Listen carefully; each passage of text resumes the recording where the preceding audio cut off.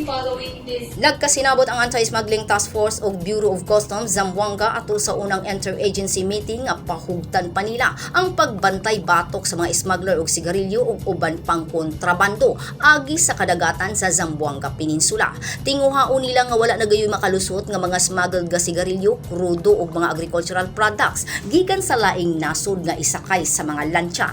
Dako ang pasalamat sa Bureau of Customs sa task force sa nahimo nilang performance sa milabayng tuig nga daghan sila og naharang nga mga kontrabando. So mag-lead tayo sa magandang pag-prosecution para hindi ma-dismiss yung case.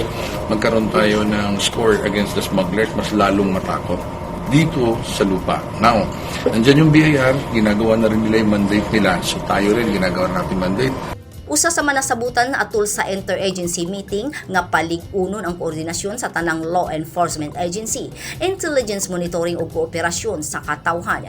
Special mention sa meeting ang Turtle Island sa Tawi-Tawi province nga hatagan nila og prioridad sa pagbantay. Hilabi na nga ning bag-o lang. Nasakpan sa mga otoridad ang pag-unload og krudo sa barko sa Malaysia ngadto sa barko nga iyahas sa mga Pinoy nga nakabase sa Navotas, Metro Manila nga nakaangkorahe sa kadagatan sa Turtle Island. Discourage na natin sila kung ano man yung gagawin nila. Mag-brief na natin, wag yan, bawal yan. So, ito dapat ang gawin nyo. Maraming avenues na katulad nga diniscuss ko kanina na pwede natin gamitin para alternative.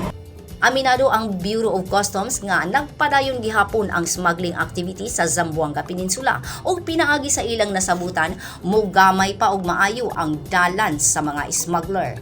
Grace Alcunaba, Newsline Philippines, Zamboanga City. Stay safe.